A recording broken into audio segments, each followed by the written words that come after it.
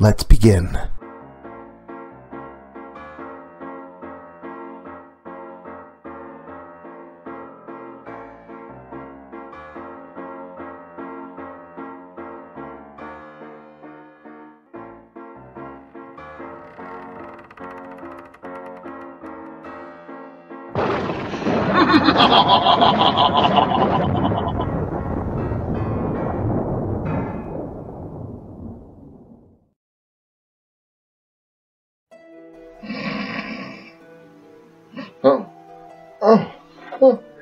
Hey, Scary Story Fanatics. Welcome back to Cleaving Thought from Bone with your host, Sociopathic. You seem to have caught me a little off guard. Sorry, it's been a long week, avoiding sleep and all. Why am I avoiding sleep, you ask? Well, there's a menace that lurks in our nightmares.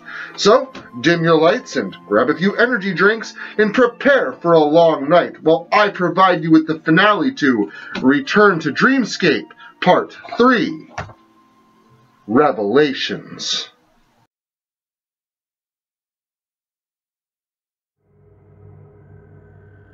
I awoke in my room, my temples still burning and sensitive to the touch. My skin stung and my head was throbbing, as if I were suffering from the after effects of a wild night out. My vision was blurry, but my eyes eventually adjusted to the light of the room. The door was open, and outside, in the hall, there were people scurrying around, going about their daily lives. They didn't know what I knew. They didn't know about the darkness that lived right beneath our feet, or the evil that dwelled all around us, behind us, and within us, in every moment of every day. No one knew about the world lurking behind the thin veil that separated their world from ours. A veil, like a piece of paper to some, but it may as well be light years for most. I climbed to my feet and stumbled toward the door. I was a bit dizzy and everything felt hazy, but I was able to make it to the doorframe, where I steadied myself so I could peer out into the hallway. People seemed as if they were in a panic and were rushing to get here or there, but many of them were headed toward the cafeteria, and from that direction I could hear screaming from several different sources. I stumbled down the hall, toward the sounds of screams, and inside I found that the orderlies and nurses were attempting to calm and subdue around a dozen or so unruly patients. Several men and women were acting extremely unusual. They were flailing their arms around as if fighting off some unseen things, screaming in both terror and rage. They growled, kicked, scratched, and clawed at everything, and nothing at all. They would attack the walls when they bumped into them, as if they could not see them, and they would attempt to kill anyone that tried to subdue them, biting and scratching with deadly intent. The patients ripped out their own hair and scratched at their own skin, attempting to dig out some unseen parasite within them. They screamed of shadowy things, of monsters with tentacles and creatures without heads. They yelled of beasts with mouths in their fists and creatures that climbed the walls. They saw the things that I had seen, and I knew that I was not alone. I was not insane. Surely, these people could not all be suffering from the exact same delusion. Then, I wondered, why is that all of them could now see the horrors that I had witnessed, but I no longer could? The chaos unfolded around me. There were people kicking and clawing, biting and screaming, throwing fists and stomping about. Blood was spilled, bones were broken. Suddenly, a chair was thrown at me from across the room. I braced myself and covered my face, fully expecting to feel the pain of a heavy, wooden chair striking me down. But I felt nothing, not even a breeze, and then I realized that I also heard nothing. Everything was silent. I slowly dropped my hands away from my face and opened my eyes to find that everything was different now. Instead of fighting and bloodshed, there were people playing cards and checkers. There were no screams or chaos, just people going about their lives. I looked around to find myself sitting in a chair beside a window. I wore the typical gray and white pants and t-shirt that practically every patient here wore. These were clothes that I had no memory of donning. I was completely confused as to what had happened or how I had gotten here, and I began to panic. Nothing made sense anymore. The entire world was falling apart around me, and there was nothing that could be done. My eyes widened, and my hands gripped the sides of the chair. I turned to look out the window, breathing heavily, trying desperately to relax myself. Slowly, I began to calm. My breathing slowed and my pupils began to contract back to their normal size after being dilated out of fear. My hands loosened their grip on the edges of the chair, and I was eventually able to bring them to my lap in a resting position. "Everything will be all right," I told myself calmly. "Everything will be okay." I continued. "Whatever helps you sleep at night." A deep, twisted, demonic voice spoke for what seemed like all around me. My eyes shot open once again, and my view of the outside world had changed. The beautiful trees that lined the walkway outside were now gone, replaced instead by dozens of long, twisted arms, all black as coal and reaching for the sky, straining and curling upward. They were bending and contorting in ways that no living creature could move. The walkway was now a river of blood that flowed from the distance toward the building in which I sat. It gurgled and sloshed as it raged toward me and surrounded the entire building. I could see bits of flesh, bone, and brain matter floating within the stream of blood. Then came arms and legs, heads and torsos, and eventually entire bodies. The sky was a reddish-purple tint and was filled with shadows, swirling and twisting, morphing into odd and disturbing forms. The beautiful green grass was now an endless wasteland of brown and tan. The only variation was the disturbing sight ahead and the building in which I sat. My eyes then shot around to find that I was no longer in the hospital. Instead, I was once again deep beneath the ground. I was surrounded, not by fellow patients, but by hideous beasts. It was the headless things with mouths in their hands, giant, bug-like things that crawled along the walls, their quivering mandibles frothing for sustenance.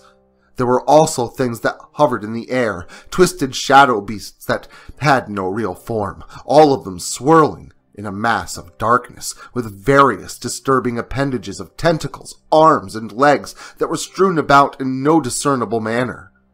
They had eyes and mouths in every direction, and even their very presence had an aura of malice about it. Then, there in front of me, was the beast once again. It was the giant creature with a slug-like head, a massive and slimy slug-like head that clung to the ceiling like a fungus. This giant, maggot-shaped head continuously spat out more creatures, all of them twisted and misshapen, disgusting and wretched. These things filled the cavernous room like an ever-growing army. For what purpose, I did not know, but I certainly feared the worst. "Wake up." I heard the demonic voice once again. "Wake up." The voice grew fainter. Wake up! The voice changed and became more familiar. I awoke to find that it was night once again, and that the man I had previously interviewed was shaking my arm. I nearly attacked him out of fear, but thankfully I quickly realized what was happening. I had been dreaming, but everything felt so real. "Come on, we need to get out of here," the man whispered in kind of a panic. "Why?" I asked, still kind of in a fog, and my head still burning. "They're coming," he said. "Who is?" I asked. "Come on, we have to go," he whispered very sternly. I decided quickly that, with what had been happening, I had better listen to him.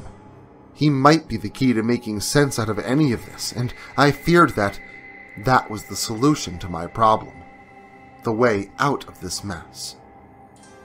I followed the man out of my room and down the hallway. Behind us, I could hear the approaching sound of footsteps, accompanied by several menacing voices. The man beckoned for me to follow him into a room toward the end of the hall, and I did so, locking the door behind us. But when I turned around, I didn't see a hospital room. Instead, I saw the crumbling walls of a long abandoned house. The wooden walls were filled with holes, and the house's skeleton of wooden beams could be seen beneath. The room was filled with a scent of years of dust, along with a kind of irony tinge. They say that the smell is the strongest sense when it comes to evoking memories, and both this smell and this place felt very familiar to me. I looked around to find that I was alone in this strangely familiar yet completely foreign place. Slowly and quietly, I crept through the house, searching for my partner and escaping this hellhole. I walked from room to room, and then, suddenly, I found myself by a fireplace. At the bottom of the hearth sat a pile of ashes, and within that pile was a rectangular shape. I reached down to find, buried within the ashes, an old, leather-bound book, crudely stitched together. The book gave off a familiar irony smell that lingered in the house around it. Inside the book, there were words and images unfamiliar to me. Then, as I turned the pages, I saw more pictures, images that terrified me beyond anything I'd already seen. Even though I could not read the words upon the pages, the images within told the story clearly. Inside were ancient evils, demons, monsters, creatures beyond the wildest of human imaginations, secrets of time and space, old and horrible magics, and wretched abominations. My eyes took in every image within the pages of the book. As I flipped through them, I became mesmerized by the book. It drew me in, filled my mind, and suddenly I began to understand more than just the images. I began to understand the words around them, as if my brain were simply soaking up the information within, like a literal sponge. I felt completely hypnotized by the book in my hands, and as though I had nearly lost control of my own body, and it was at that very realization that snapped me out of that trance that it had laid upon me. I dropped the book to the floor and looked up to find myself standing in front of a mirror. Only a mirror. The room was completely empty, not even a door.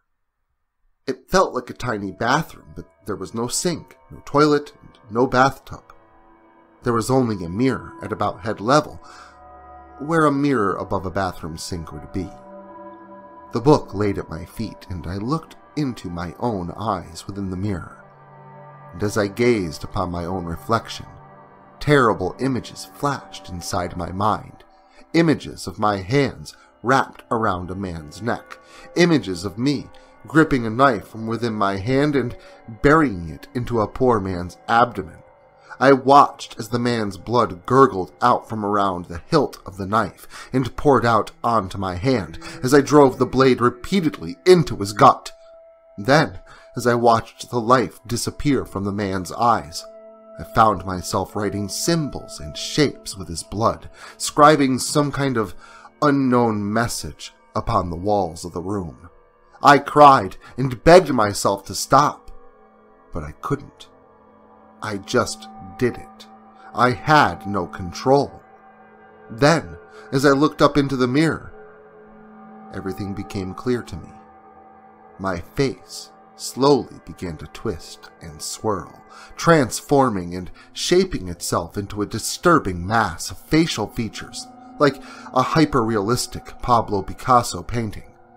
Then, it shifted further, and I began to panic as my mind filled with memories of what I had done and what had happened to me. My eyes finally settled upon my true face. I was not interviewing a man at a mental institution. I was not interviewing a man that had brutally murdered his uncle. The face I saw in the mirror was familiar, because it was mine and his. I had never left. I had always been here. I was this man. You understand now. The deep, devilish voice spoke from behind me once again. I shot around to find myself back in the hospital, but now, before me, stood a creature in a doctor's coat. This thing had the body of a human, but it was not human. It was the creature that had tempted me before. It was the very beast that was responsible for my presence here in the first place, the beast with the squid for a head. His cat-like eyes stared into my soul, and his voice spoke directly into my mind. There's just one thing left for you to do. Then, 2 of us will be free. The voice echoed within my skull. "I'll never do anything for you!" I yelled, before grabbing the nearest thing I could, a large metal infusion pole used to hold IV bags. Then, without any effort, maybe it was the adrenaline-laced fear, I managed to swing the metal stand around and clock the beast in the side of the head. The thing laughed and screamed as I beat its head into the floor, leaving a disgusting pile of blood and viscera before collapsing back upon the substrate. I was then suddenly startled by a scream out in the hallway. There stood an African-American nurse screaming her lungs out at the sight before her, and it was then that I had realized what I had done. The monster upon the floor, whose head I had turned into a pile of flesh and bone, no longer had the horrifying face of a slimy sea creature. Instead, it was now the crushed face of Dr. Ward. Then, the woman's screams turned into gurgling. I turned to find her convulsing as she stood there contorting in the doorway. Suddenly, the woman's skin began to melt away, and her bones started to snap and break as she twisted into a new form. Large, bug-like mandibles sprouted and ripped through her skin on the sides of her face, and her eyes rolled back into her head until only the whites were left. Her skin fell away beneath those orbish spheres, revealing 2 more sets of eyes, all in 2 columns up her face. In through the doorway came a flood of various beasts of all shapes and sizes. All of them were gripping and clawing at me, pulling me out the door. I struggled, but I couldn't fight the onslaught of demonic hands, tentacles, and cretaceous claws. I was strapped onto a cold metal table and wheeled down the hallways by dozens of misshapen figures. They laughed and snarled. They hissed and growled. I could feel their saliva dripping from their mouths, and I could smell their breath like putrid garbage and death. I found myself flashing in and out of realities. I saw darkness, monsters, light, and people in white wearing white masks over their faces. I heard familiar and unfamiliar voices, all in a panic, and suddenly the demons pulled me into a large room, and in the room stood a man dressed all in white, a man without a face. His countenance was completely smooth, aside from a few bulbous veins that stuck out from his face, curled and snaked up his head in a trail of pale pinks and blues, over a pale, flesh-toned skin. The man's long, spindly arm reached down to the tray table beside him, grabbing a long, thin metal spike from its top, and as the various monsters held me down, the man without a face leaned in and drove the spike into the area between my eye and my nose. It hurt immensely, and I was terrified. Realities before me flashed once more, and the monster with the hideous, featureless face was replaced by the face of a man in a white mask, like the others around me. Then, again, I was in the room with the horrifying beasts, all of them clawing and screaming at me as I was tortured by this man. Again, the world flashed before me, back and forth. I was flung between realities, until finally, there was only darkness. Thank you. An echoing voice spoke from the darkness. What? I asked. Where am I? I continued. You have made another sacrifice for us. Thank you. The voice spoke again. At first, it was the squid creature, but this voice was different. It was quieter, more of a whispering tone. Who are you? I asked. We are the ones within your dreams, and we will all be free. The voice said, slowly fading away. Wait, what do you mean? I asked, panicking, not wanting to be left alone in the darkness. But I got no reply, and I was once again by myself. It was then that I blinked and found myself sitting in my bed. I was drowsy and tired, and I felt as though I was forgetting something, as though there was something I was missing. I had a splitting headache and just felt a general sense of extreme unease. I looked around, and I was all alone in my room once again, alone in my nightmare. I didn't know what was real and what wasn't. All I knew is that these things had more planned for me, more planned for the world. Yep, I was right. It's gonna be an all-nighter.